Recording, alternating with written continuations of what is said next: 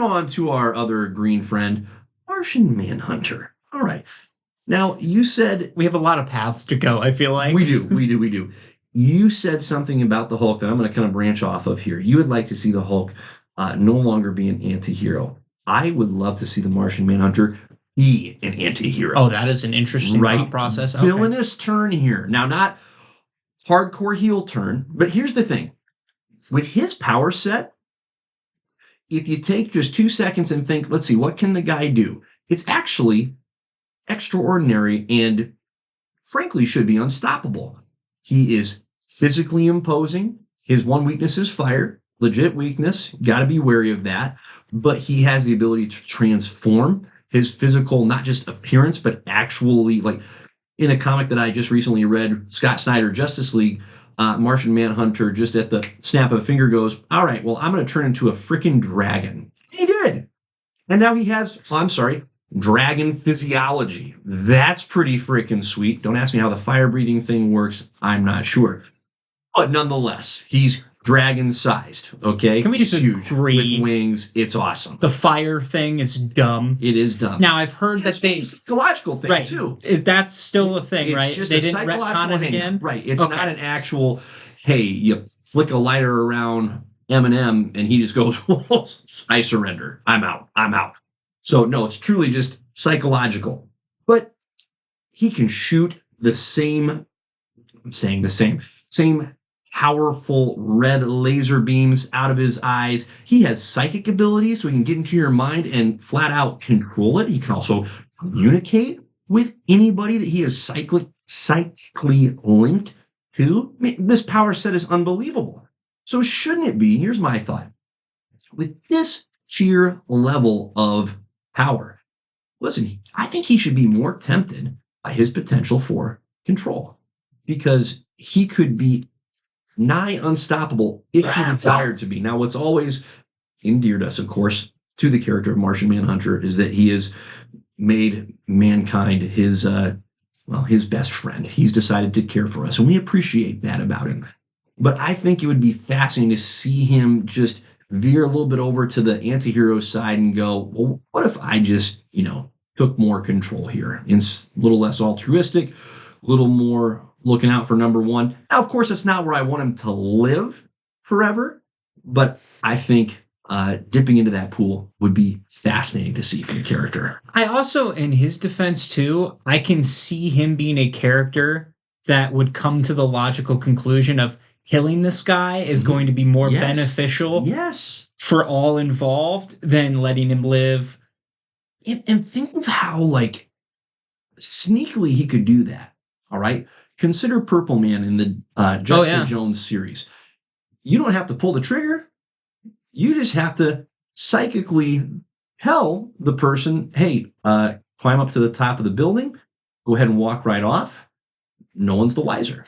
I mean, just think of how, sneaky that is and could be. And he could probably, and this is really dark too, but he could probably lobotomize some people as well. So, I mean, even if you're not dead, you probably would want to be in that point. So, and I think what pushes it over the edge for me, okay, because you could make the argument, and this is valid, well, then why doesn't Superman go evil? Great question. I think one of the key demarcations between Clark Kent and J'onn J'onzz is John's green. He is a Martian. He looks like a Martian. Now, can he change his physiology and blend in with humanity if he wanted to?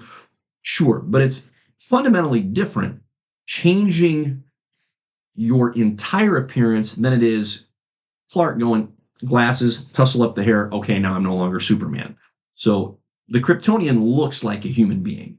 The Martian does not. So that degree of separation between Martian Manhunter and all of the rest of us is very real. So I just think he has that natural disconnect where he's already such a tangible outsider that it's why not take over? Agreed. Not have a little fun. So 100% agreed. So that's my take on Martian Manhunter. Okay, for me, give the man a solo run. I'm going to keep it really simple. Yes. I'm going to keep it really, really simple. Yep. Let him cook. Let him go. Mm-hmm. Give him a rogues gallery that he can work with. Yep. Okay? Yep. Line up more than one villain. Right. All right? Have this guy fight other aliens. By the way, not white Martians. Okay, that's all he fights. It's every time. It's literally white Martians and then whoever else the Justice League is going up against. Right? That's it. That's it. Give him some new. White Martians, that's me.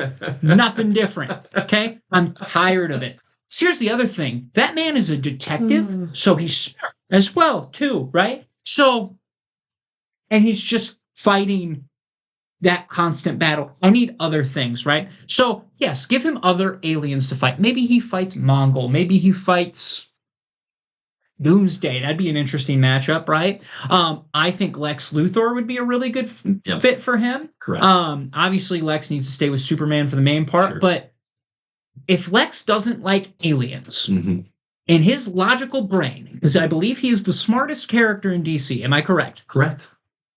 How is that man not like, oh, Superman's a threat, but so's that guy? I'm not really worried about that one. You think you would be? So's the green guy. What should we do about that? Because whatever I can come up with to cook Superman with, dear Lord, think about what we could do to Manhunter. Also, I love that take. Absolutely love it. He is a character that is ripe for a solo run for numerous reasons. And the most important being, of course, he's a terrific character whose backstory just creates intrigue and a level of engagement. Like he's an easy character to connect with. He's sympathetic. Along with that, from a recruiting perspective, help me understand, if you are the Guardians of the Universe and you have a galactic space force called the Green Lantern Corps. Does he need it though? And you're going, no, he doesn't need them, but boy, could they use him. They're going, Guy Gardner. It's fair. It's a fair point. It's kind of silly. It's like, let's see, guy accustomed to the galaxy, can handle all kinds of environments, uniquely gifted, and then you slide the green ring on his finger. He's already green. Come on. And the Guardians of Oa deserve to get their butts kicked. That's my point there. And here's a thing that I think in 2024, everybody be like, oh my gosh, this would be really cool if we did this, blah, blah, blah. What if the first 5 issues is him dealing with his fire trauma? Sure. And then towards the end of that, it's gone. We love trauma in our superhero shows and movies. And it's gone. Yeah. And then he just tanks everybody because there's no lock. He's a detective. So how can he not be a space cop? He's just traveling around the galaxy. I'm kidding and also serious about the Green Lantern thing, but don't actually make him a Green Lantern. No. But he can obviously have natural interaction and overlap with the Green Lanterns as they're trying to solve because they are space cops. They're a galactic peacekeeping force. So I'm sorry, you're telling me that that's not a trope that is the gift that keeps on giving, the off the beat detective clashing with the by the book police force? Come on. Odd question. Can he breathe in space? Yes. Oh, yeah. Yeah. The dude is a unit. Have him go back. Dude's a unit. Has he ever gone back to Mars and explored that idea? Yes, that never goes well. Okay, that does happen. Wins. Okay, wins so every time. Get away from Mars then. Okay, so Mars, Earth. Yeah.